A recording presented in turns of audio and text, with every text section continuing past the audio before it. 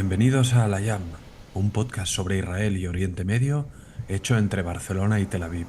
Somos Paul Sánchez y Ofer Lashevitsky. Si crees que lo que hacemos es importante, puedes ayudar a financiar el podcast en el enlace de Patreon incluido en la descripción.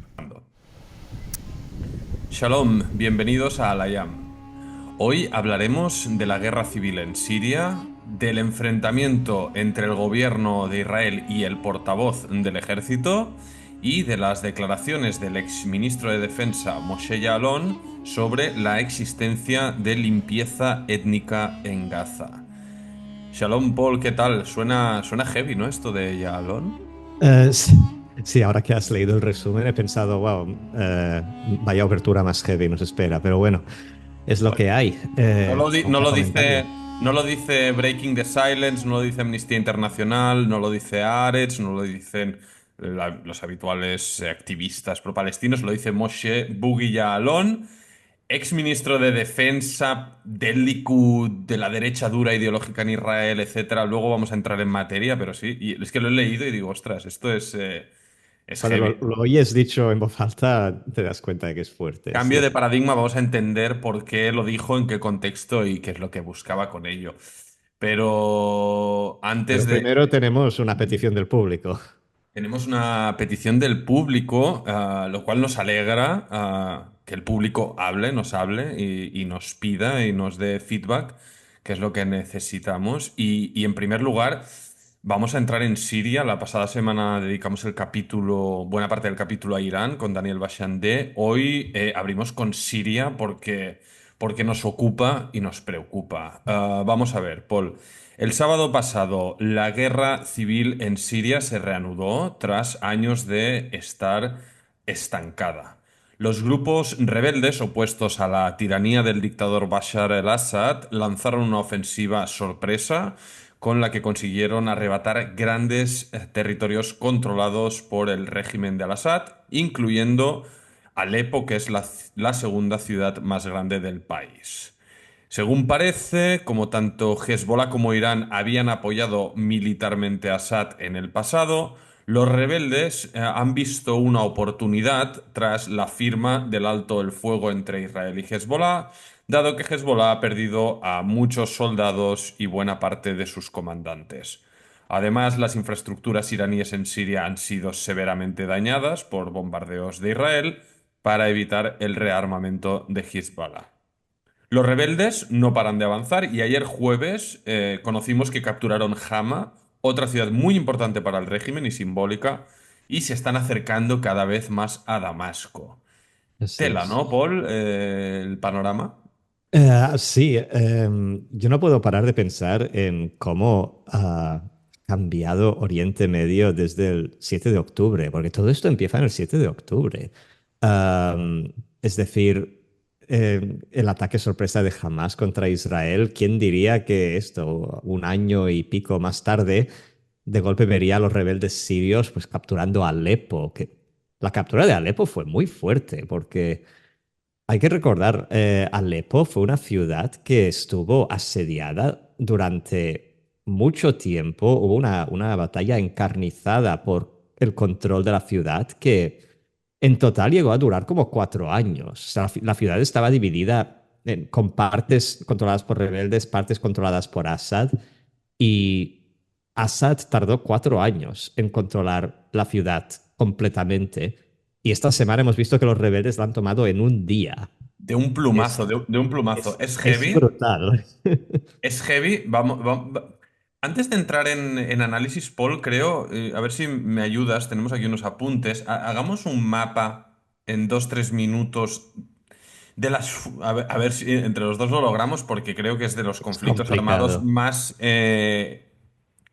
complejos de entender en el mundo, ¿verdad? Sí, En sí, este sí. caso, un conflicto que empieza en 2011, al calor de las primaveras árabes, que logran derrocar a los dictadores de Túnez, de Libia, Gaddafi, luego Egipto, Mubarak, etcétera. La revolución llega a Siria, inicialmente con manifestaciones pacíficas que piden ¿no? derrocar el régimen de la familia El Assad. Y poco a poco eso se va tornando y convirtiendo en un conflicto violento que deriva en esta guerra civil. Sí, Paul, así es. ayúdame a poner un poco en situación el mosaico y luego vamos a analizar con más profundidad lo que ocurre ahora. Sí.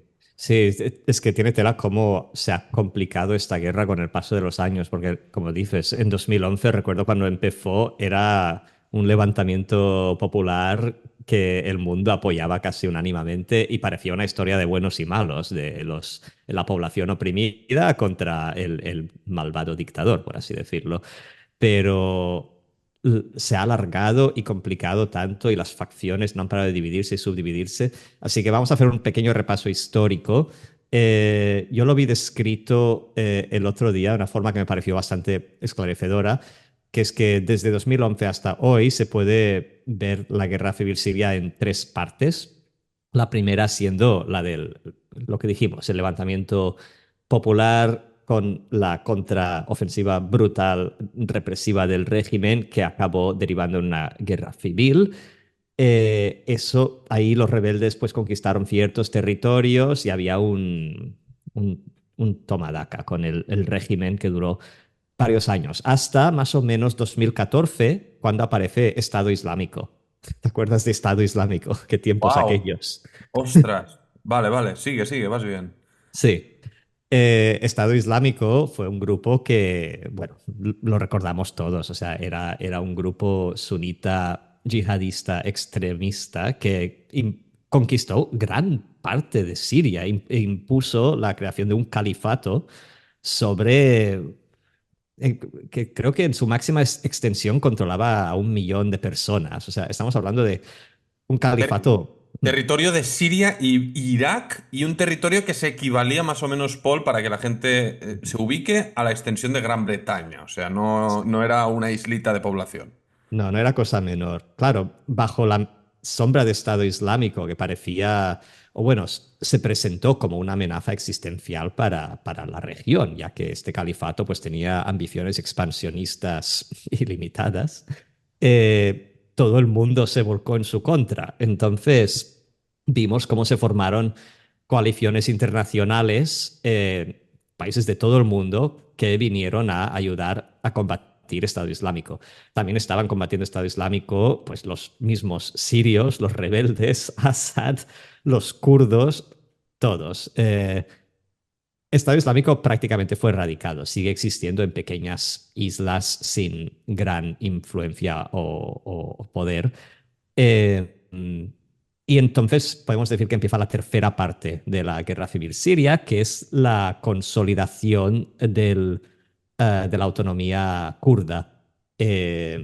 Porque ya empieza a complicarse la cosa. En el noreste de Siria bueno, una gran parte, como un tercio del país, que es de población kurda. Los kurdos, recordemos, son el pueblo sin estado más grande del mundo. El territorio de lo que sería Kurdistán se encuentra entre Siria, Turquía, Irak e Irán. Y en el contexto de la guerra civil siria, los kurdos sirios lograron, pues eso, controlar un tercio del país e imponer, si no un gobierno, pues un tipo de región autónoma, a mi mejor entender, que Ujú. parece operar bajo un tipo de gobierno militar, que es el gobierno militar de la YPG, esta fuerza militar kurda que hablaremos de ella más tarde porque son rarísimos. Es un ejército muy raro. Son estos que son ateos, socialistas, ecologistas y que reclutan mujeres entre sus filas. Ujú. Um, También cuando te unes a este ejército, recuerdo como dato, tienes prohibido tener relaciones sexuales y tener una familia hasta la muerte. Así que básicamente es como la Guardia de la Noche de Juego de Tronos. Tela, También. fíjate en 3 minutos de dónde has empezado, dónde has llegado, y es que así es Siria, y es que es bestial. Si me permites, Paul, te complemento ahora un poco con el mapa de alianzas de fuera, ¿no? De quién apoya a quién Sí, y por qué estamos hoy donde estamos, ¿no? El primero y más sencillo, al-Assad, el régimen actual de Bashar al-Assad, hijo de Hafez el-Assad, fundador del partido Ba'ath en Siria, y cuyo régimen, si no me equivoco, empieza en los años 60 y es una dinastía familiar que se alarga pues hasta la actualidad. Cuando muere Hafez el-Assad, si no recuerdo mal, el 2000, en los años 2000, su hijo Bashar, el actual presidente, toma las riendas. Bashar al-Assad logra aplastar la insurgencia militar de los rebeldes, gracias sobre todo a la intervención de Rusia, que en 2015 entra como factor decisivo en la guerra, aplastando, bombardeando sin piedad Alepo, Idlib, Hama, todos los bastiones rebeldes. Y además Irán, que a través de sus fuerzas proxies chiitas en Siria dan apoyo militar al régimen, juntamente con Hezbollah, del que tanto hemos oído hablar en los últimos meses, que lucha cuerpo a cuerpo con las fuerzas de Al-Assad y logra una tremenda experiencia en combate gracias a estos años de participación en Ujú. la guerra civil siria. Por otro lado, a ver, más fuerzas que entran en juego, especialmente Turquía, ¿verdad? Turquía, Turquía es un que jugador complicado, sí, pero es es un, importante. claro, es un jugador complicado porque es, recordemos, Turquía fronteriza con Siria, ¿no? El sur de Turquía con el norte de Siria. Turquía tiene una eterna guerra y animadversión hacia los kurdos. Por tanto, mientras este conflicto se desarrolla, Turquía trata de garantizarse, ¿cómo lo llamaría? Un buffer zone, una línea de seguridad en la frontera entre Turquía y Siria, que aprovecha de facto para llevar una campaña de limpieza étnica sin paliativos contra decenas de localidades kurdas de esta región fronteriza. Y además, Turquía apoya indirectamente y arma a milicias islamistas de las facciones rebeldes contra el régimen de Al-Assad, porque a Turquía, digámoslo así, le interesa debilitar al régimen de Al-Assad, no tal vez derrocarlo, pero sí debilitarlo. Esta es un poco Sí. Y también, mi... también para complementar esto último que has dicho, hay, como hemos dicho, los rebeldes sirios ya se han dividido entre múltiples facciones. Hay facciones rebeldes sirias que son a la práctica turcos, perdón, proxies turcos, cuyo rol ordenado desde Turquía en la guerra civil siria es combatir a los kurdos sirios. Así que tenemos rebeldes que a lo largo de estos últimos años, que no se ha oído hablar mucho de Siria en las noticias, habían rebeldes sirios apoyados por Turquía atacando constantemente la región de Rojava, que es como se llama a la zona kurda autónoma siria. Lo interesante de este último ataque relámpago es que los kurdos sirios y estas milicias, estos proxies turcos entre los rebeldes parecen haberse dado una tregua. Es decir, porque, insisto, hace años que estos llevan combatiendo uno con otros, pero en esta última semana del ataque relámpago contra Assad parece que los kurdos y los turcos han decidido pues darse un break para que se centren todos en Assad, lo Es cual que es muy malo para el Assad, ahora, mira, sí. pero no hay que olvidar que aunque Assad desaparezca, seguirán habiendo más facciones enfrentadas en el futuro mapa de Siria.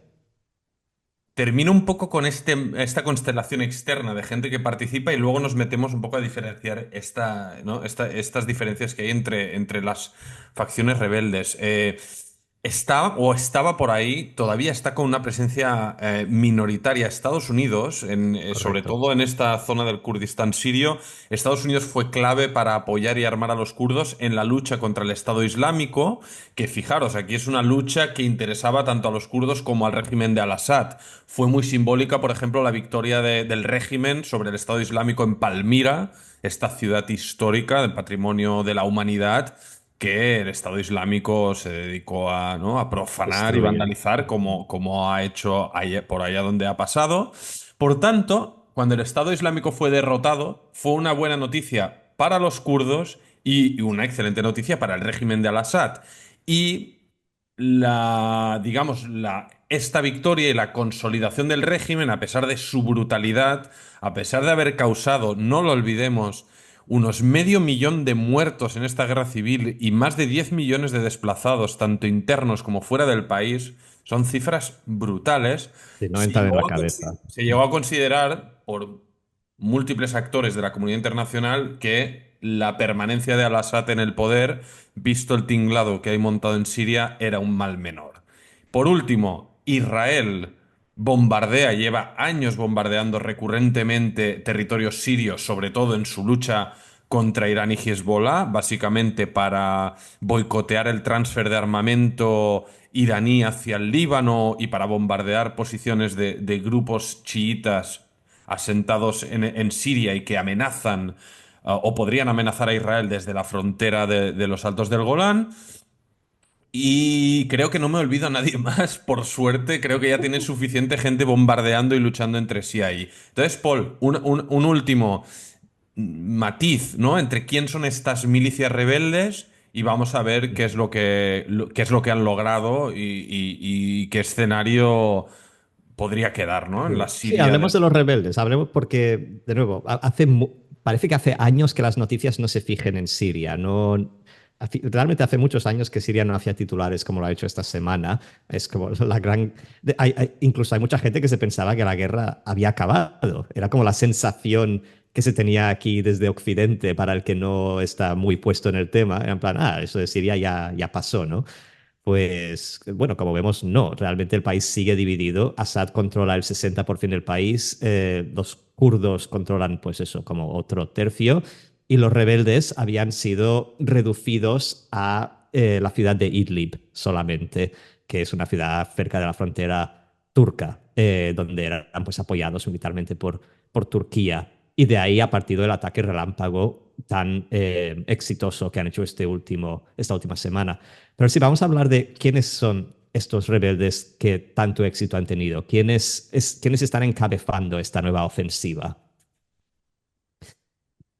Principalmente hay dos grandes grupos. Uno que ya hemos mencionado, el SNA, el Ejército Nacional Sirio, que es el proxy turco que he mencionado antes, este que Turquía usa para atacar a los kurdos de Rojava. Pero el grupo que más está llamando la atención es el llamado HTS en inglés, Hayat Tahrir al-Sham, que es un grupo yihadista derivado de Al-Qaeda. Entonces, este grupo, a pesar de su agenda yihadista, en años recientes, bajo el liderazgo de Abu Muhammad al-Jubari, supuestamente han moderado su agenda islamista. Me río porque es algo que hemos oído muchas veces. Han recortado Pero su barba, ¿no? sí, es que me recuerda cuando los talibanes volvieron al poder en 2021, que también dijeron, no somos los mismos talibanes, no os preocupéis, y aparecieron en una conferencia internacional con los pronombres escritos en los cartelitos de su nombre, en plan, Mohammed no sé qué, he barra him. Mirad, somos progres. Sí, Bueno, o jamás diciendo que acepta la solución de los dos estados. Pero bueno, sí, en ah, fin. sí, digamos al lío. Al lío. Pues esto, Hayat Tahrir al-Sham, este grupo yihadista liderado por Abu Muhammad al-Jubari, supuestamente han moderado su agenda islamista y lo han estado demostrando, pues financiando, entre otras cosas, la reconstrucción de iglesias destruidas en las zonas que controlaban. Y realmente los medios han tenido el ojo puesto en los territorios que han conquistado esta última semana y parece ser que pues no están imponiendo ninguna sharia, se celebran misas, pero es pronto para decir nada. O sea, realmente es un actor bastante nuevo, no los conocemos, no sabemos cuál es su agenda.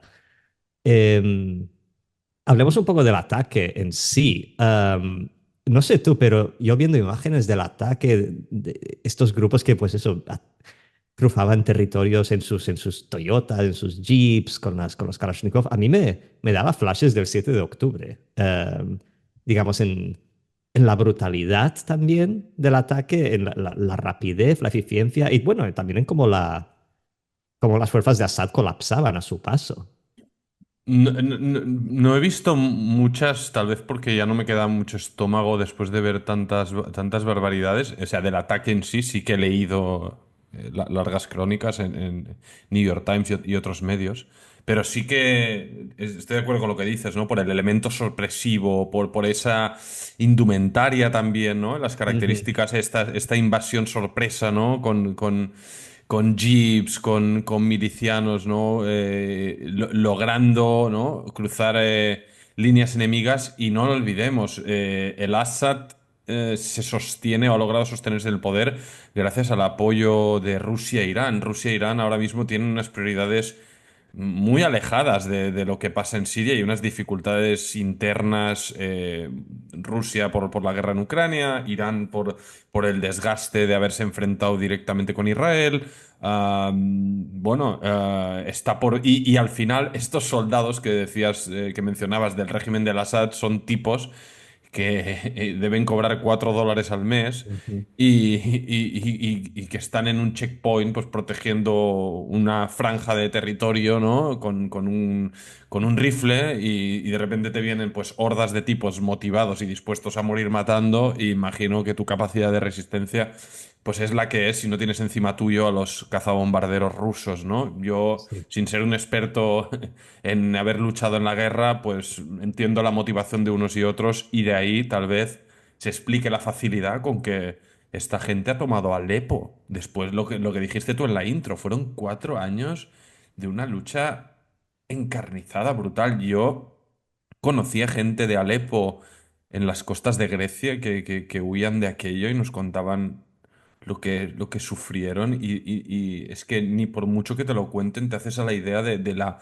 brutalidad de lo que fue aquella campaña de bombardeos aéreos, ¿no? Y que digas, ostras, ¿y cómo esta gente, pam, de un día para el otro se han hecho con Alepo, pam, de un día para el otro se han hecho con Hama y dicen Sí. que van para Damasco, ¿no? Sí, vale Ostras, la pena mencionar que no lo hemos dicho, que al conquistar Alepo, para llegar ahí tuvieron que primero cruzar la autopista M5, que es la autopista que conecta Alepo con Damasco. Es una de las carreteras más, digamos, importantes del país, pues por esto conecta como las grandes ciudades del país y ahora parece que están avanzando hacia el sur a través de esta carretera y así están poco a poco ganando terreno. Así llegaron a Hama y así continúan avanzando. Habrá que ver.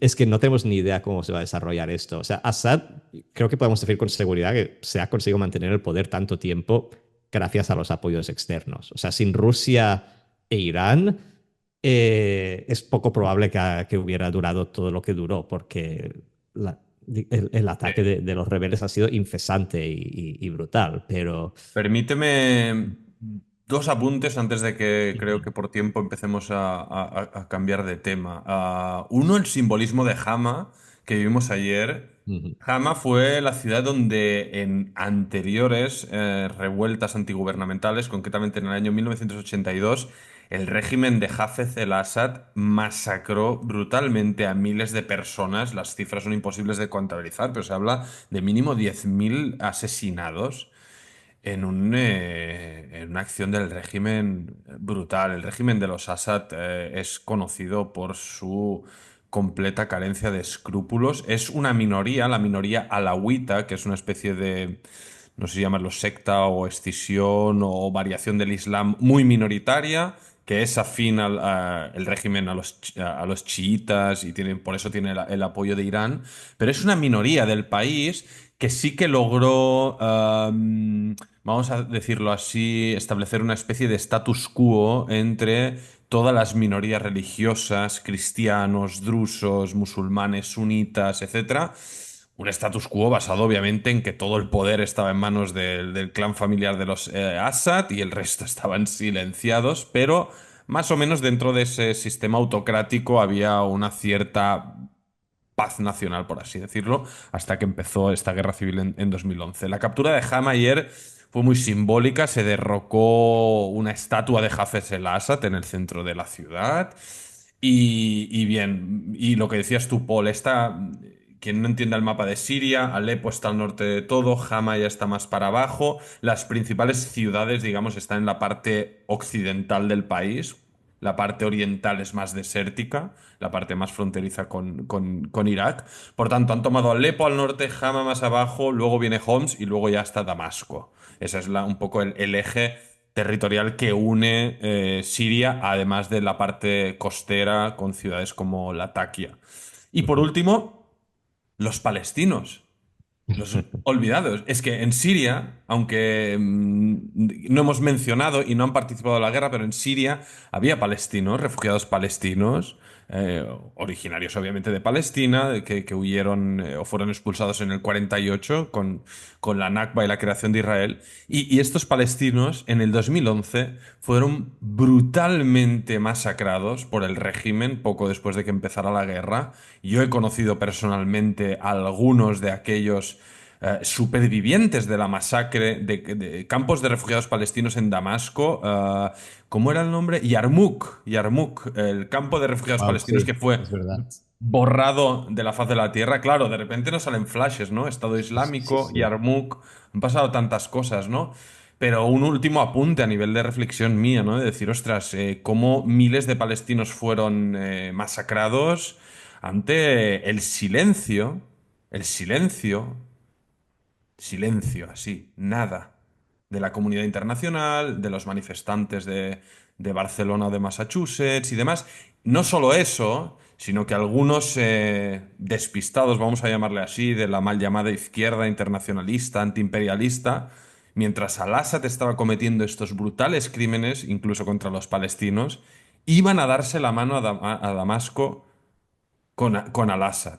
Y recuerdo ahora un parlamentario de Izquierda Unida y han habido muchos casos de parlamentarios de Inglaterra, Irlanda, España, etcétera, que en estas pajas mentales, ¿no? Y constelaciones que se hacen de blancos y negros, de luchas de Occidente contra los antiimperialistas, llegaron a apoyar abierta y decididamente a Al-Assad. Y esto es algo...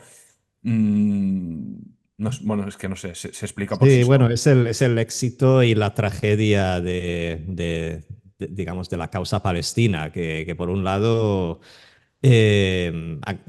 digamos, han hecho una gran tarea de ponerse en la boca y la mente de la comunidad internacional como una causa por la que vale la pena luchar y que es una lucha justa y defender su derecho a la autodeterminación y demás, pero la tragedia, por otro lado, es que esto se ha convertido en un pin político de quita y pon, En un que circo, en un circo. sí, o sea, el apoyo a Palestina es según convenga a los intereses de cada uno en cada momento. Sí, Eh, hay el eslogan que a nosotros no nos gusta ser sensacionalistas, pero en este caso el no Jews, no news, que se lo aplica estaba pensando. si a los palestinos no los matan Israel, no nos importa tanto, ¿no? Exacto. Y lamentablemente fue así. Y yo he conocido a refugiados palestinos de Siria con casos esperpénticos que ahora no nos cabe aquí contar, pero bueno, es una realidad y ellos mismos lo denuncian, no por amor a Israel ni a los judíos y demás, pero decir, oye, ¿qué tal si ponemos un ojo también en los palestinos de Siria, los palestinos del Líbano? De Que lo del apartheid en Jordania. el Líbano... Ah, mira, podemos dedicarle, Paul, un segmento a la situación de los palestinos en estos países porque es interesante, no por necesidad de Venga. blanquear nada, nosotros aquí no nos escondemos de nada, pero por Ah, poner un vale, poco vale, me parece bien. Hagamos un día especial Diáspora Palestina. los Venga. puntos sobre las IES. Llevamos un buen rato con Siria, así Sí, que solo quiero vamos. hacer un último apunte antes de cambiar de Sí. tema, porque al final pues, este podcast se centra en Israel y tenemos que hacernos la pregunta, ¿qué piensa Israel de todo esto? O sea, ¿cómo afecta a Israel estos desarrollos de la última semana? Y yo creo que Israel está pues a la espera de ver qué pasa, porque que Assad continúe en el poder no es bueno para Israel, como hemos dicho, es una parte clave de la red de proxies iraníes, una parte clave en la cadena de suministro de armamento a sus diferentes facciones. Pero por otro lado, si Siria acaba en manos de un grupo islamista misterioso, desconocido, que bueno, lo que sí que sabemos de ellos es que no son amigos de los judíos por declaraciones que han hecho y demás, tampoco es ideal. Así que creo que Israel sigue un poco a la expectativa de ver cómo Mm. se desarrollan los eventos. Sí, no he leído, pero titulaba a Mosarel esta mañana en Haaretz que Israel con incertidumbre ante lo que pasa en Siria y se prepara, o sea, está en máxima alerta ante una nueva realidad que supongo que fuerzas desconocidas pues tomen posesión y puedan, quién sabe, tratar de lanzar una invasión sorpresa, ¿no? A través de Quneitra. Quién sabe, Israel también tiene ¿Quién muchos sabe? frentes abiertos, un ejército muy desgastado. Hemos visto que esta región es explosiva, por tanto, ese es el titular. No he leído todavía su análisis, pero por ahí. Acertado último punto. Y como somos un podcast con el foco puesto sobre todo en Israel, vamos a hablar de Israel, ¿no, Paul? Sí, vamos al siguiente tema. Bueno, seguimos con los enfrentamientos entre el gobierno de Israel y el ejército israelí, que cada vez más parecen dos facciones opuestas, están constantemente uno al cuello del otro. Esta semana queremos hablar de una noticia sobre el portavoz de las Fuerzas de Defensa de Israel, Daniel Hagari. Vale la pena decir, un pequeño celebrity este último año de guerra, se ha convertido un poco en la cara visible del ejército, tanto en Israel como a nivel internacional. Pues es el que regularmente saca pues actualizaciones de la guerra, comunicados y demás. Esta semana ha sido objeto de polémica, pues criticó públicamente una de las leyes que está avanzando el gobierno para blindar judicialmente a los acusados de las filtraciones. Ahora hablaremos de las filtraciones, pero es un caso que hemos tocado antes en el podcast. Han habido casos de material confidencial del ejército filtrado a la oficina del primer ministro y documentos que luego fueron manipulados y enviados a la prensa para para convencer, digamos, la opinión pública a favor de argumentos que beneficiaban la posición política del primer ministro. Lo que dijo Hagari es que, cito, promueve la sensación de que cualquiera en el ejército puede robar y reenviar documentos, cosa que podría poner en peligro las vidas de civiles y soldados. Se está refiriendo a esta nueva ley que el gobierno quiere pasar a la luz, digamos, de las investigaciones contra la oficina del primer ministro. Como he dicho, esta ley pues blindaría judicialmente a los acusados para, supongo, que puedan repetir lo mismo. En la práctica lo que significa es que si un miembro, digamos, de la coalición, del Parlamento, ve en beneficio del Estado el filtrar material confidencial del ejército, podría hacerlo. El nuevo ministro de Defensa, Israel Katz, este que hace muy poco relevó al anterior, um, es también una figura muy próxima a Netanyahu, cargó contra Hagari acusándolo de sobrepasar gravemente su rol. Y la prensa vivista, la prensa afín a Netanyahu y su gobierno, han empezado a hablar de una junta militar que gobierna de facto Israel. Bueno, Ofer, ¿qué piensas tú de este último desarrollo?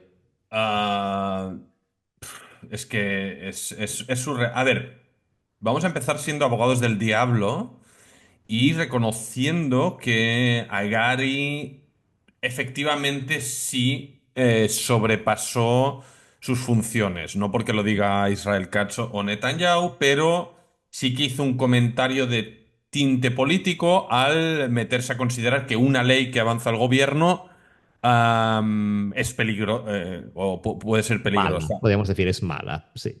Sí, O sea, el ahora. ejército debería mantenerse neutral respecto a lo que ocurre en el Parlamento. O sea, el Vale. ejército sigue las órdenes de los políticos y punto pelota. Dicho esto, tiene toda la razón.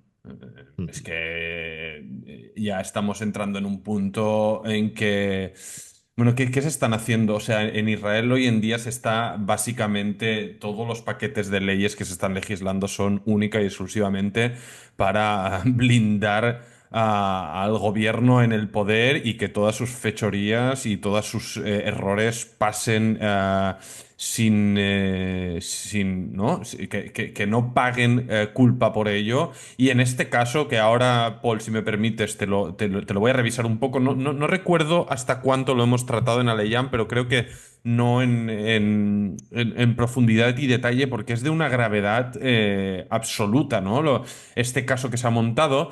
Y la polémica estalla ayer con esta rueda de prensa de Hagari, pero ya viene de lejos el run run que lleva gestando esta prensa propagandística, porque no tiene otro nombre, el Canal 14, ¿cómo se llama este tipo?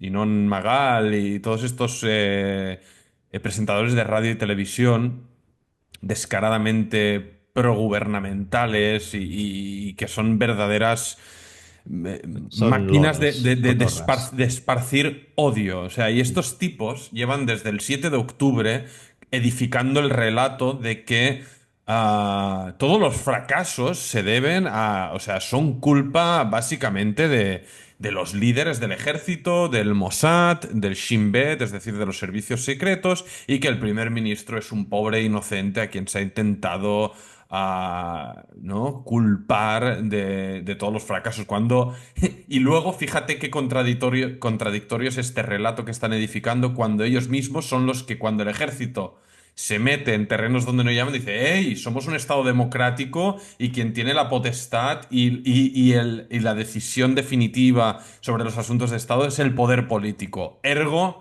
el primer ministro de este Estado democrático es el responsable final de las decisiones tomadas, incluidas los estrepitosos fallos del 7 de Es una octubre. contradicción asombrosa, porque bien Sí. sabemos hoy en día que tanto el primer ministro como otras figuras del gobierno, otros tomadores de decisiones, estaban bien avisados de que había actividad antes del 7 de octubre, actividad sospechosa que parecía indicar algo gordo. Entonces, a ver, Ujú. Sí, cualquier sí. persona con dos dedos de frente sabe que la responsabilidad cae, al menos en parte, sobre el primer ministro, pero estos no solo lo niegan, sino que, como tú dices, luego se contradicen diciendo que el ejército no debería Sí, meterse en decisiones políticas. me ha salido aquí un breve análisis improvisado del cual estoy satisfecho Sí, porque sí, es bueno. es que es así, se ponen en evidencia ellos mismos. Te repaso, justamente ayer escribía un artículo de esto en La Vanguardia y tengo aquí un poco los detalles de lo que ponía, ¿no? ¿Cómo va? ¿Cómo se gesta este asunto y por qué Agari sale en público diciendo lo que dice, ¿no? Un ex asesor de Netanyahu, Eli Feldstein, filtró documentos militares clasificados a la revista Bild de Alemania en una maniobra para aliviar la presión popular sobre Bibi tras hallarse 6 cadáveres de rehenes ejecutados en septiembre. Recordemos, fue un evento traumático y con esta jugada, Feldstein, que ahora está sentado en el banquillo de los acusados con otros acusados, pretendía ¿no? gestar una narrativa en que se culpara exclusivamente a Hamas de rechazar los recurrentes intentos de sellar una tregua y potenciar el relato de que las manifestaciones en Tel Aviv de los familiares de los rehenes y de las masas exigiendo la liberación de los secuestrados a cualquier precio fortalecía las posiciones del grupo islamista. Fuentes judiciales consideraron que la filtración dañó severamente la seguridad del Estado y el propio ejército añadió que esta maniobra frustró incluso intentos de liberar a los rehenes y otras operaciones secretas en Gaza. Detalles de cómo funciona esta trama. Feldstein obtuvo la documentación ilegalmente a través de un reservista del ejército y la compartió a este diario alemán tras hallarse los cadáveres tiroteados en Rafah, un evento traumático, decimos, que desató la furia contra Netanyahu en las calles.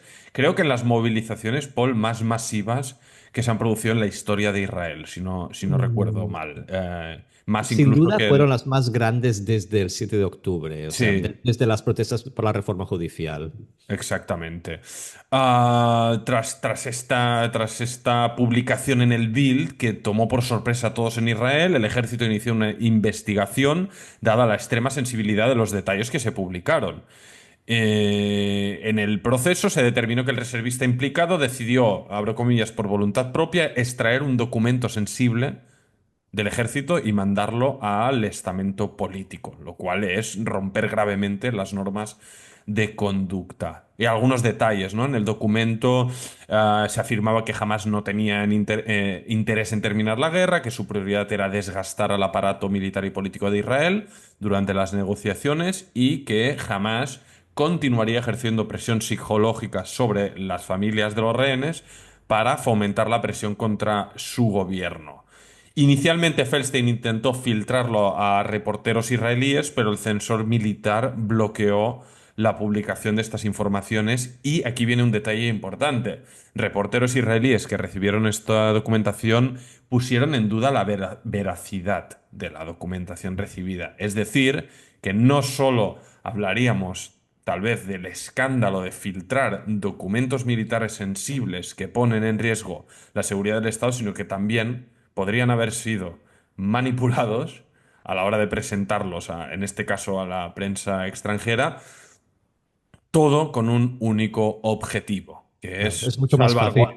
es mucho más fácil manipular a través de la prensa extranjera en este caso, porque el periodista israelí, eso, estará más avispado a la hora de detectar un documento que parece no cuadrar, pero un periódico alemán o... También se filtraron en un periódico judío de Londres, el Sí, Jewish Chronicle, según Jewish recuerdo. Chronicle. Sí, Claro, sí. esta gente recibe un documento confidencial del ejército y no... Claro, seguro que harán su due process, seguro que harán sus comprobaciones y demás, pero lo único que estoy diciendo es que es más fácil colársela a alguien Eh, que no está metido en el meollo del asunto, que no a los reporteros hebreos que están pues ahí día sí, día no, viendo documentos militares y tal. Sí, valga decir que no es ninguna manipulación afirmar que jamás no ha mostrado interés en desencallar este conflicto ni en liberar a los rehenes. Eso lo hemos explicado y denunciado aquí en Alayam recurrentemente, pero aquí estamos hablando de algo mucho más grueso y es que es literalmente arrasar por encima de todos los mecanismos existentes, ¿no? Del Sí. funcionamiento de la separación de poderes, de los códigos éticos de conducta, de la libertad de información, ¿no? Y De censura. nuevo, No sé, y no es como sabemos. pasar Sí. con un bulldozer por encima de todo. Sí, sí, no, este último año hemos visto todas y cada una de las instituciones de poder israelíes siendo pues consistentemente aplastadas, como tú dices, y sin escrúpulo, al contrario, movidos pues esto por una sensación de justificación moral, de que Israel está en medio de una lucha existencial y que eso lo justifica todo, pero claro, estamos hablando de la parte de la población que apoya pues la visión de Estado del gobierno actual. No sabemos hasta qué punto el primer ministro Benjamin Netanyahu estaba involucrado o sabía de esta actividad. Podría ser que sí, podría ser que no, pero lo que sí que está claro es que alrededor de Netanyahu ya se ha formado, tanto en el gobierno como en la sociedad, pues esto, una nube, un estamento de gente que hará todo lo posible por mantenerle a él en el poder, que este gobierno y su visión mesiánica, expansionista, pues se lleve a cabo. Eh, y y esto se refleja, pues, por ejemplo, en la anécdota de esto del reservista que filtró los documentos. No hay que olvidar que el ejército israelí, lo hemos dicho muchas veces antes, es un ejército obligatorio.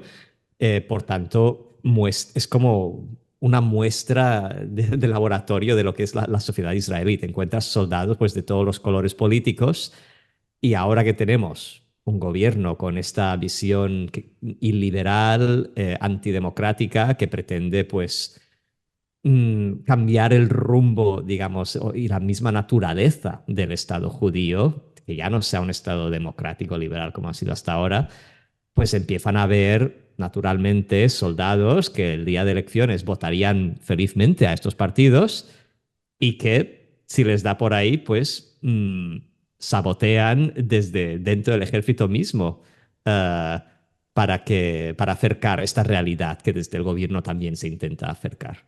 Yo me imagino que, bueno, periodistas conocedores del asunto, sin citar nombres concretos, hablan de que hay una metijut en hebreo, un ¿Tensión? bullicio, ¿no? Un Mm. calentamiento dentro del ejército que están expresando duras críticas al estamento político en privado.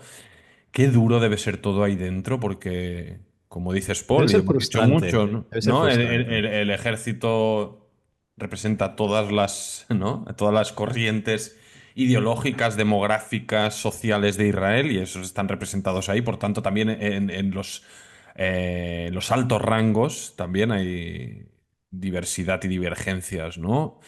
Ujú. Y claro, es gracioso, ¿no? Como ante un incidente así, Netanyahu en sus palabras dice, no, en un Estado democrático el ejército debería meterse en asuntos, no meterse en asuntos políticos y no criticar leyes, ¿no? O sea, somos un Estado democrático para lo que nos interesa, ¿no? Que es no meterse para nada con el amado líder, ¿no? Bueno, igual que Hungría, Irán y Turquía, todas tienen sus elecciones, ¿sabes? Pero a la práctica, pues son autocracias. Sí, Es la dirección en la que vamos si es que no nos encontramos ya ahí. sí, sí. No sé, estamos de verdad en... es que es un asunto muy, muy grave, muy sensible y sobre todo un apunte, ¿no? En artículo de Noah Spiegel hablaba de este asunto y tal y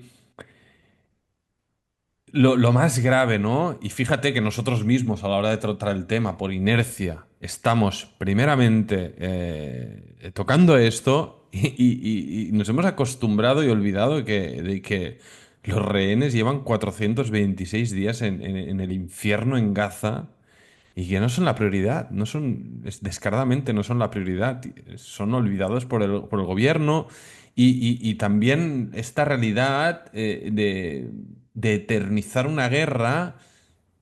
Mira, una encuesta de esta semana en el Canal 12 dice que más del 70% de los israelíes está a favor de la tregua. Solo el 15% quiere proseguir con la guerra. ¿Por qué? Siguen muriendo soldados cada X días en Gaza sin saber muy bien para qué. ¿Para qué? O sea, No, en verdad, eh, bueno, leíste lo de las negociaciones de alto el fuego en Egipto, o sea, parece que jamás está dispuesto a aceptar un gobierno de la Autoridad Nacional Palestina en Gaza, lo cual significa que jamás ya, digamos, prácticamente no tiene poder político, prácticamente ya no tiene poder militar. Entonces, si el objetivo, uno de los principales objetivos de la guerra en Gaza era eliminar a Hamas como jugador político y militar, ese objetivo ya se ha conseguido. bueno, es que jamás está tan perdido, o sea, tan solo ahora mismo. Qatar ya le dio la espalda y expulsó a sus líderes. Irán ya no se va a meter en nuevas aventuras militares contra Israel. Líbano, Hezbollah firmó el alto el fuego. Jamás está ya solo en esta Bueno, lucha al firmará lo que le den. abismo. Sí, igualmente no me creo nada de ellos, igual que no me creo nada de Netanyahu, no me creo nada de Hamas, por lo que hicieron, por lo que son y por lo que han demostrado. Se merecen Sí, su todo lo... agenda sigue siendo la misma, claro, están Sí, por pensando en su tanto, supervivencia, ellos pero estarán con el mismo tacticismo con el cual actúa Netanyahu, ujú, que es primeramente salvaguardar sus intereses, ujú. los de su gente, y en ningún caso priorizar el humanismo, las vidas humanas de su gente en Gaza, las vidas de los rehenes israelíes, quién sabe cuántos quedan en vida y en qué condiciones se encuentran. A mí me llora el alma solo de Bueno, pensar en ellos y de ver el y desdén con que son tratados desde el estamento político, o sea, eso es. los vídeos que se comparten de Deinab Zangauker, la madre de Matan, uno de los rehenes, que a menudo aparece en el Parlamento para hablar, bueno, para reclamar que los políticos hagan algo por salvar la vida de los rehenes, se ríen en su cara. O sea, hay vídeos en que habla, pues esto, hace declaraciones a Ben Gvir, acusándole, lo compartiste tú en su día en Twitter, acusándole de construir carreteras sobre los túneles en los que todavía se encuentra su hijo y él se ríe. O sea, la tratan como de mujer histérica. En plan, sal de aquí que estás molestando, estamos los adultos aquí haciendo Y, cosas y- y, serias. por cierto, Einaf Zangauker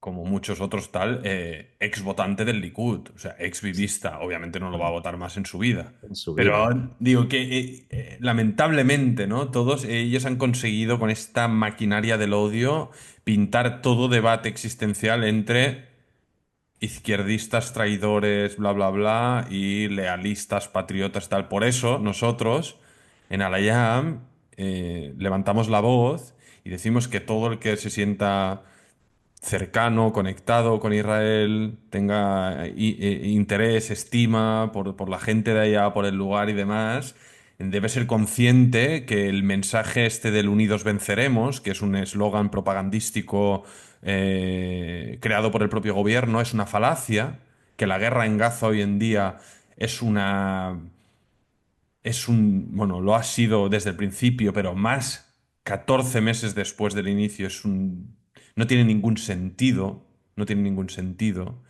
Y que no es una cuestión de ser ya pro-palestino o pro-israelí o tal. Es que nosotros desde nuestro ángulo, en nuestro punto de vista, creemos que ya es un interés nacional israelí parar esta locura y dejar de ver a Einaf Zangauker y de dejar de ver a los familiares de los rehenes en esta situación agónica. Yo estuve con ellos en marzo y estamos ya en diciembre.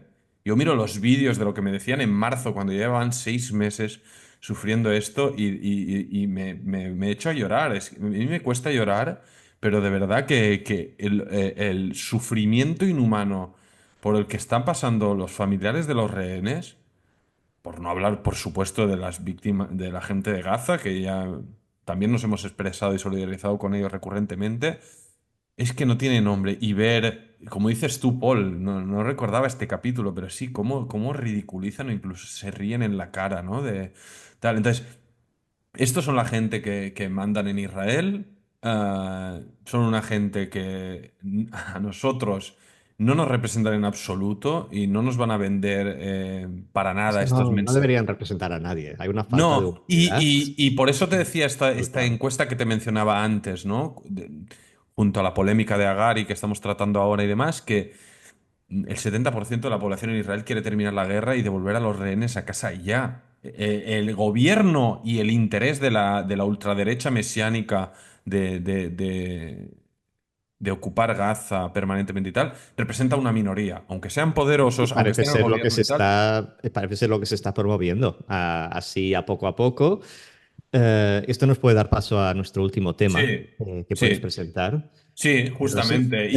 están avanzando un interés en contrario a la voluntad de la población, al más puro estilo de las autocracias del Y, resto del mundo. Y creo que por aquí va Buggy Yaalon y su motivación. Vamos a entrar aquí, ¿no? El exministro de Defensa israelí, Moshe Yaalon, hace tiempo que insiste en que las fuerzas de defensa de Israel, el ejército, está cometiendo crímenes de guerra y perpetrando una campaña de limpieza étnica en Gaza. Esta semana ha reiterado su declaración en la tele israelí, atrayendo otra nueva oleada de críticas por parte del gobierno y un segmento pues, de la población en Israel.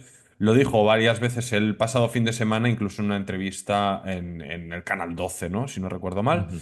Y las declaraciones, evidentemente, fueron negadas y duramente atacadas por parte del gobierno.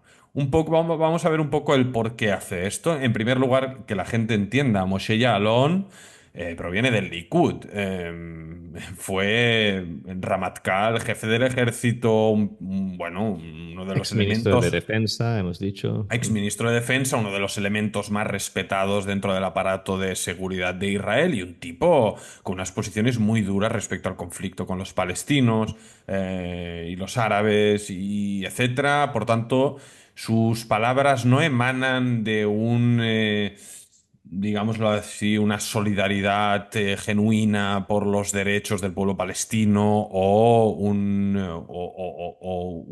lloro por las muertes y la destrucción en Gaza. No viene por ahí, no viene por ahí, pero Yalón, vamos a repasar un poco, insistió en definir las acciones de Israel en Gaza como limpieza étnica y argumentó incluso que las órdenes de detención dictadas por el Tribunal Penal Internacional de La Haya contra Netanyahu y contra Gallant, el exministro de Defensa, estaban totalmente justificadas y declaró que él mismo habría dictado esas órdenes hace mucho tiempo, incluido contra el ministro de Finanzas Bezalel Smotrich y el ministro de Seguridad Nacional Itamar Ben-Gvir y tal vez contra el propio Netanyahu. Smotrich y Ben-Gvir Es fuerte que salga en la televisión nacional diciendo esto. Sí, sí, sí, no, Es brutal. Sí. es muy bestia. Y vale la pena decir, en Israel es muy raro, porque estas órdenes de detención de la Haya han sido pues, prácticamente unánimemente criticadas dentro de Israel.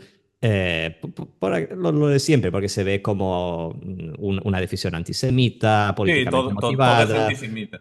Sí, sí. O sea, no hay como... No, no encuentras en Israel fácilmente gente que le busque el bueno, a lo mejor hay parte... esta ha sido una de esas pocas... bueno, en general cualquier decisión de la ONU, de cualquier cuerpo internacional contra Israel suele unir al pueblo en su contra y decir, el mundo está en contra nuestro, pues nosotros al menos nos tenemos a nosotros mismos. Pero esto de que salga Yalón, como decimos, es un derechista pues de toda la vida y convencido en la tele nacional, diciendo que él mismo habría ejecutado esas órdenes hace tiempo y tal vez contra el primer ministro. ah, son declaraciones fuertísimas. O sea, el tío ha ido con todas. Meto un entrecomillado suyo y ahora voy vamos a entrar al grano de lo que dice, si es cierto o no, y tal. Él dice, Israel ya no se puede definir, ¿no?, como una democracia que cuenta con un aparato judicial independiente. Dice, estamos transicionando de un Estado democrático judío liberal, guiado por el espíritu de la Declaración de Independencia del 48, a un Estado mesiánico, racista, corrupto, una dictadura leprosa. Y reta a su entrevistador a que pruebe de que lo que dice es incorrecto. Creo que una de las entrevistas la dio con Lucia Arish, ¿verdad? Que es esta presentadora árabe e israelí que fundaron un canal que se llama Democrat TV. Es un canal alternativo, por así decirlo, que emite en YouTube, si no me equivoco mal, y aglutina un poco las voces de progresistas, por así decirlo, de Israel. Y Alon no deja de ser un tipo de derechas, no lo ha dejado de ser y lo sigue siendo a día de hoy. Entonces, con esta denuncia, él prueba pues que, bueno, está poniendo puntos sobre las íes y que va con todo para intentar evitar la deriva a la cual ya nos están llevando. No es una amenaza, es que las cosas están pasando. ¿Y por Sí, qué bueno, habla ya lo hemos dicho de...? antes, no sabemos si vamos a llegar a las elecciones de 2026 a este ritmo. Claro, ¿y por Ojalá. qué? Exactamente. ¿Y por qué Buggy y Alon, o sea, meten una frase lo mismo que dice Amnistía Internacional esta semana, ¿no? Que Ujú. Israel está... Bueno, Amnistía Internacional dice que Israel está cometiendo un genocidio, pero bueno, son palabras, ¿no? Acusaciones. Voy a matizar lo de Amnistía Internacional, porque podemos conectarlo con lo de Yalon. O sea, el grupo Amnistía Internacional, la ONG, sí, publicó un documento esta semana en que declaraba que Israel estaba cometiendo genocidio, aquello, sin lugar a dudas, en Gaza. Y esta declaración luego fue atacada por la rama israelí de Amnistía, que es Amnesty Israel. Y lo que Amnesty Israel dijo a su grupo madre es que ese documento partía como de una conclusión predeterminada. Es decir, bueno, que se estaban dejando, estaban dejándose sesgar por sus prejuicios, Ujú. habían llegado a la conclusión antes de analizar el asunto y que lo que hicieron pues, fue coger la conclusión y luego retroactivamente construir el caso. Lo que dice Amnesty Israel, sin embargo, es que sí que se puede decir con certeza que Israel está cometiendo limpieza étnica y crímenes de guerra, que son los dos mismos conceptos que ha usado Bougie Yalon y que francamente, yo creo que a estas alturas son dos conceptos que se pueden decir sin lugar a meter la pata que está cometiendo Israel en Gaza. La limpieza étnica de partes del norte es un hecho. Yo, Todo el corredor de Netzarim está despoblado. Y en cuanto a crímenes de guerra, a ver, no hay duda de que el caso que siempre me viene a la mente es el caso de cuando se disparó un misil contra un coche del World Kitchen, se llamaba, una ONG, World en Central que Kitchen. sí, no había ni un palestino, por así decirlo, eran como todos trabajadores internacionales repartiendo comida. Bueno, Claro y que ese caso, claro, saltó las alarmas en la prensa internacional, pero ese tipo de casos pues pasan cada día. exacto, es el primero que me ha venido a la cabeza, pero podemos hablar de varias instancias de crimen de guerra a Yo, estas alturas. yo creo que y Alon aquí lo que hace es intentar dar un puño en el estómago de la conciencia de Israel. Sí, porque Ah, sabe que estos conceptos hacen daño. O sea, hacen, Israel siempre hacen se ha daño, enorgullecido de tener el ejército más moral del mundo y Alon, entre otras cosas, en sus declaraciones dijo, nosotros ya no podemos decir eso, ya no podemos decir que somos el claro. ejército más moral del mundo. Pero ¿por qué? Y volvemos aquí al segmento anterior. ¿Quién da las órdenes al ejército? El ejército es un brazo ejecutor de un Estado democrático. El ejército dispara el gatillo. Para disparar el gatillo tienes antes una orden. ¿Quién da la orden? Ah. Entonces, esto es evidente, ¿no? ¿Y qué es lo que pretende? La gente que nos escucha debe entender, el israelí medio, la mayoría, no ve lo que pasa en Bet Lahía, lo que pasa en Jabalia, lo que pasa en Bet Hanun. Estas imágenes que en España o en el mundo, a través de redes sociales, otros La canales, la BBC, prensa. Al Jazeera y tal, se ve, ¿no? Estas filas de centenares de personas, ancianos, niños, huyendo despavoridos en territorios totalmente arrasados. Parece Dresden, Hiroshima, ¿no? Es Gaza. Eso está. Es que eso se ve desde Israel. Si tú estás en Sderot, eso lo ves. O sea, te pillas una cámara con un lente largo y eso lo ves, ¿sabes? No ocurre en una galaxia paralela, ¿no? Entonces, lo que pretende aquí este ex ministro de Defensa y ex jefe del ejército es, creo yo, dar ¿no? Un puñetazo en el estómago, hacer sentir mal al israelí promedio para alertar de lo que realmente está haciendo y buscando el gobierno de Israel mediante su brazo ejecutor aquí, que es el ejército, donde seguro. Mira, yo mismo esta semana he estado con un tipo que estuvo en la reserva luchando en Gaza, un israelí. Y él me expresaba, tío, bueno, te puedes imaginar la situación terrorífica por la que ha pasado. Y él me lo decía, o sea, y aquí también voy a hacer un ejercicio de humanización, también y evidentemente de los soldados, ¿no? Porque en redes sociales solo salen estos haciendo barbaridades y profanando, ¿no?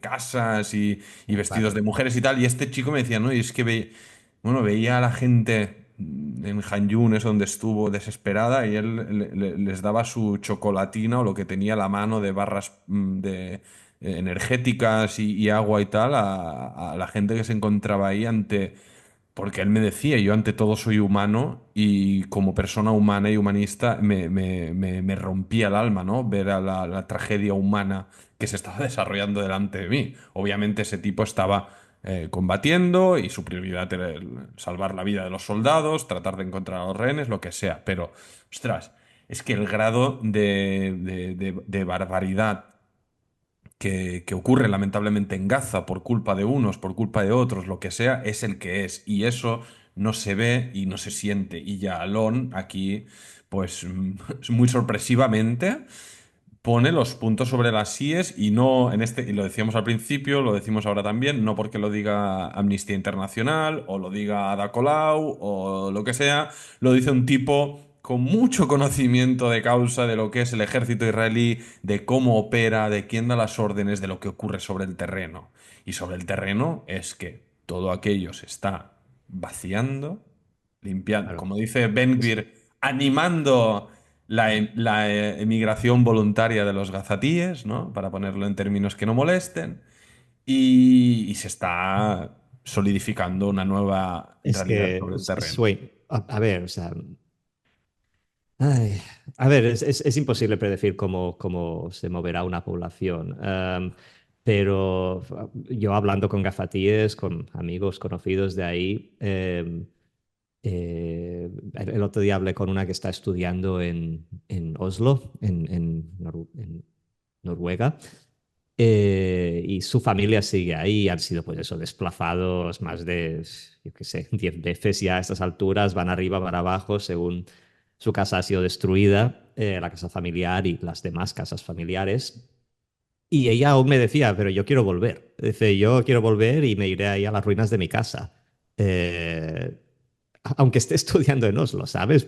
Creo que está estudiando medicina, pero dice, no, no, yo volveré a Gaza. O sea, Bueno, es que es lo más esta natural. visión de Ben-Gvir de que es tan fácil coger a la gente y sacarla, o sea, para llegar a ese punto de que toda una población abandone de esa manera, o sea, tienes que ser brutal, tienes que ser brutal. Eh, en fin, no sé. Esto Uf, qué solo duro, puede ¿eh? acabar mal. Sí, es duro, no sé, la gente que nos escucha, pero a nosotros nos remueve mucho porque es la zona, la parte del mundo a la que, ¿no? O en Bueno, mi caso, yo estamos nací, sí, conectados, estamos tenemos conectados, yo he nacido conexiones. ahí, tienes a tu gente ahí, no vemos blanco-negro, sufrimos por el trauma de unos y de otros. Como dices tú, pues hablas con tu amiga que es de Gaza, yo también tengo a mi amiga que es de Gaza, el otro... Bueno, bueno, es terrible en lo que han convertido todo esto. Y no sé, te deja mal cuerpo, ¿no? Estas charlas, pero espero que Ujú. esto llegue a su fin, no sé. Y como dijimos en otro capítulo, ahora viene Trump con estas declaraciones draconianas y tal, no sé qué. No sabemos a dónde nos va a llevar, pero ojalá. Esto seguirá mientras el gobierno actual siga en el poder. No, no hay otra. No sabemos qué vendrá luego, sí, pero si se llegan a celebrar elecciones democráticas justas en Israel, si se llegan a celebrar, no cabe duda de que no veríamos este gobierno volver. O sea, entraría algo diferente. Y no sabemos si ese algo diferente será mucho mejor, pero lo que sí que sabemos es que el gobierno actual nos lleva, pues eso, como han dicho varios de los mencionados en este artículo, nos lleva hacia un estado autocrático y liberal, mm, supremacista mesiánico. Y pues eso nos lo tendremos que comer hasta que Qué no cambien unido. las cosas. Bueno, creo que vamos a parar por hoy porque hoy es día festivo, es el día de la Constitución Española. Cada Sí. cual hacíamos un poco de gracia de esto antes de empezar a grabar, cada cual que lo tome y lo celebre como quiera. Aquí en España, por suerte, si no pasa una dana, los problemas son sobre qué caso de corrupción afecta hoy más al PSOE o al PP y otro tipo de noticias que son tan suaves comparado con Hama, con Alepo, con Gaza y con Sderot, Bueno, que, mira, que que la siga verdad, así, que sí, sigan las entonces... noticias suaves aquí. Sí, por tanto, vamos a cerrar aquí, vamos a intentar disfrutar un poco del día festivo con familiares, amigos. Como siempre, apelar a que sigáis, compartáis y si os mola nuestra movida, os suscribáis a nuestro Patreon. Y hasta aquí hemos llegado, Paul. Shabbat Shalom, abrazo y nos escuchamos la semana que viene. A ver, solo vamos a hacer. Chao.